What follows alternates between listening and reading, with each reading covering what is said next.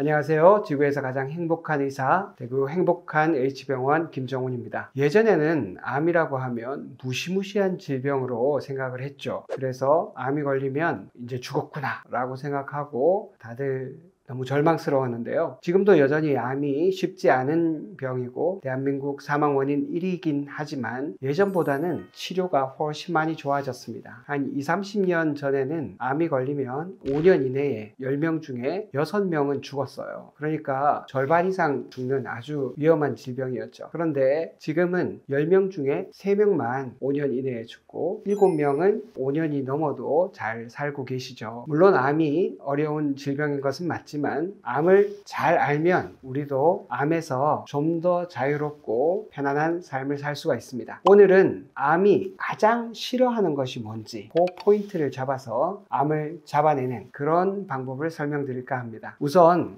암이 가장 싫어하는 3가지가 있습니다. 제일 첫 번째는 암은 열을 싫어해요. 암은 차가운 것을 더 좋아합니다. 그러니까 몸의 기초 체온이 낮다면 암이 더 잘 생기거나 암이 생겼던 분들이 잘 안 낫고 더 진행할 가능성이 많아지는 거죠. 두 번째는 암은 산소를 싫어합니다. 암은 산소가 부족한 환경에서 더 잘 자라고 쉽게 회복이 되지 않는 그런 경향이 있습니다. 그래서 암이 싫어하는 산소를 우리가 많이 공급을 해준다면 암을 더 억제하고 암에서부터 좀 더 자유로울 수 있죠. 세 번째는 암은 혈당이 떨어지는 것을 싫어합니다. 바꿔 말하자면 암은 혈당이 자꾸 올라가는 그런 몸 상태를 좋아한다는 거죠. 내가 오늘도 맛있게 먹었다고 생각하는 흰쌀밥, 밀가루 음식, 달달한 음식 이런 것들이 내 몸속에 있는 암세포한테 도움을 많이 주고 있다. 꼭 기억하셔야 됩니다. 우리 몸에는 암세포가 누구나 다 있습니다. 다만 그것이 뭉쳐져서 큰 덩어리가 아직 되지 않았을 뿐이지 누구나 암세포가 생기고 사라지기도 합니다. 그런데 아까 말씀드린 이 3가지 환경, 기초 체온이 낮다든지 또는 탄소가 부족하다든지 혈당이 너무 많이 올라간다든지 이런 환경에서는 암세포가 더 잘 자라고 못되게 변화될 수 있기 때문에 오늘은 이 3가지 문제를 어떻게 해결하는지 말씀드리려고 합니다. 첫 번째, 암은 체온이 낮은 것, 그런 환경을 좋아한다고 했죠. 그래서 체온을 더 올려준다면 암세포의 활동을 억제할 수 있습니다. 암뿐만 아니라 바이러스나 세균의 증식도 억제할 수가 있거든요. 그래서 나온 치료 방법이 고주파 온열 치료라는 겁니다. 서울성모병원의 방사선 종양학과 장홍석 교수님 연구 자료를 참고로 했습니다.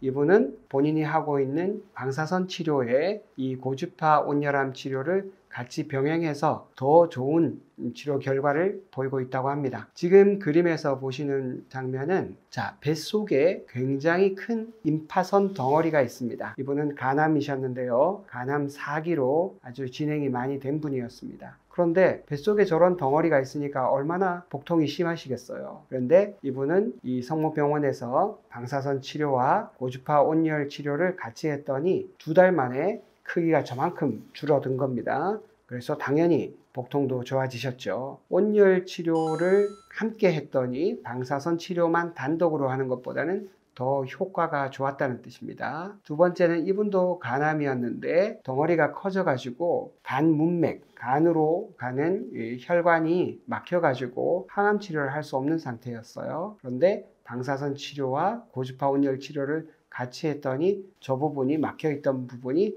풀렸다. 그런 겁니다. 이분은 위암 4기인데요. 4기가 되면 다른 장기로도 퍼져나가거든요. 간과 폐, 그리고 임파선에 퍼져서 굉장히 복통이 심한 상태였어요. 이분도 고주파 온열 치료를 했는데 이번에는 방사선 치료가 아니라 항암 치료와 같이 병행한 거죠. 그랬더니 2019년도 1월 말에 찍었던 사진과 3월 말에 찍은 사진을 보면 크기가 상당히 많이 줄어들어서 굉장히 작아진 걸 볼 수 있습니다. 그리고 통증도 당연히 더 좋아지셨죠. 이분은 위암 4기인데 재발이 되셨어요. 콩팥 위에 있는 작은 부신이라는 곳에 암이 전이가 돼서 이런 임파선에도 문제가 생기고 부신에도 문제가 생겼던 분인데 결국은 통증은 임파선이 커진 것 때문에 더 큰 문제가 됐어요. 그래서 방사선 치료와 고주파 온열 치료를 같이 했더니 한 달 만에 이만큼, 7개월 만에 이만큼 많이 줄어들어서 환자가 일상생활을 훨씬 더 수월하게 할 수 있었다는 내용입니다. 그래서 이분 장홍석 교수님의 결론은 이렇습니다. 고주파 온열 치료는 자연 친화적이고 일부 부주의에 의한 경미한 화상 정도만 제외한다면 거의 부작용이 없고 통증이 없어서 병행 치료로 굉장히 잘 맞는 치료다. 이렇게 결론을 내리고 있습니다. 서울 성모병원에서는 이렇게 치료하고 있는데 또 다른 병원의 교수님들은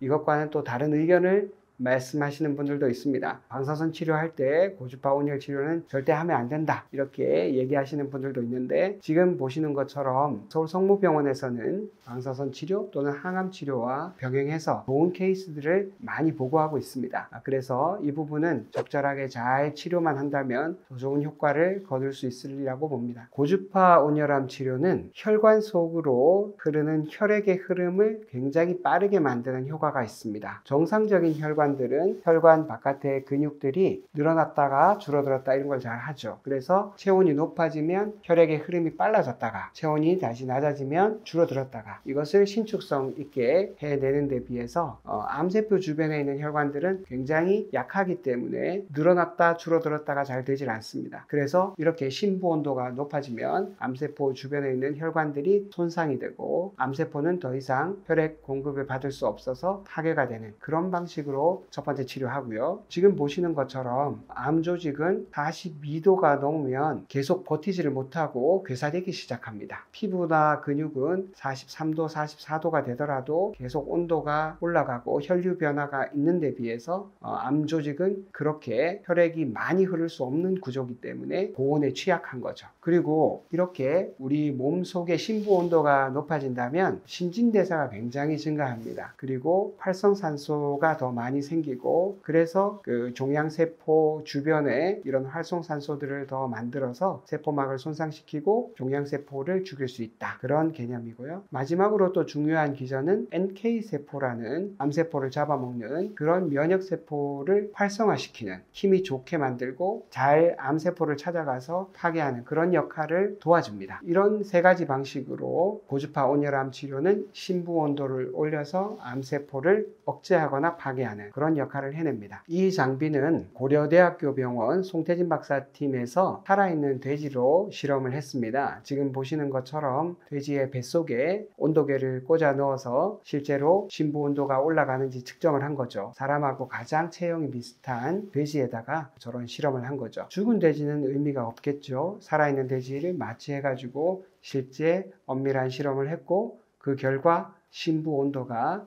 42도까지 올라간다는 것을 확인했습니다. 지금 이 임상 데이터를 보시면 한 40분 내지 50분 정도는 지나야 간이나 위에 온도가 42도 가까이 올라가는 것을 보실 수 있습니다. 만약에 50분만 치료하고 그만뒀다. 그러면 지금 그래프에서 보시는 것처럼 금방 다시 또 온도가 내려갑니다. 그런데 이렇게 온도가 빨리 내려가 버리면 효과가 없겠죠. 지금 논문에서 보시는 것처럼 42도 이상에서 최소한 30분 정도는 유지를 해야 암세포가 파괴가 된다라고 설명하고 있습니다. 그러니까 얼추 잡아도 약 1시간 20-30분 정도는 치료를 해야 암세포를 억제하거나 파괴하는 그런 효과를 보실 수가 있습니다. 다양한 고주파 온열암 치료 장비들이 있는데 실제 이 장비들이 심부 온도를 다 이만큼 올릴 수 있는 그런 돼지 생체 실험을 했냐? 그렇지 않은 곳도 많습니다. 심부 온도가 정확하게 올라가야 되고 두 번째는 그 심부 온도가 41도 내지 42도 올라간 상태에서 최소한 30분 이상 유지해야 되니까 대체적으로는 약 1시간 반 정도 꾸준하게 치료를 해줘야 효과가 있다고 볼 수 있습니다. 또 하나 아무리 이렇게 심부 온도를 올린다 하더라도 이것이 전신적인 순환으로 이어지지 않으면 효과가 떨어집니다. 오늘 이렇게 암세포가 싫어하는 문제들을 함께 살펴봤습니다.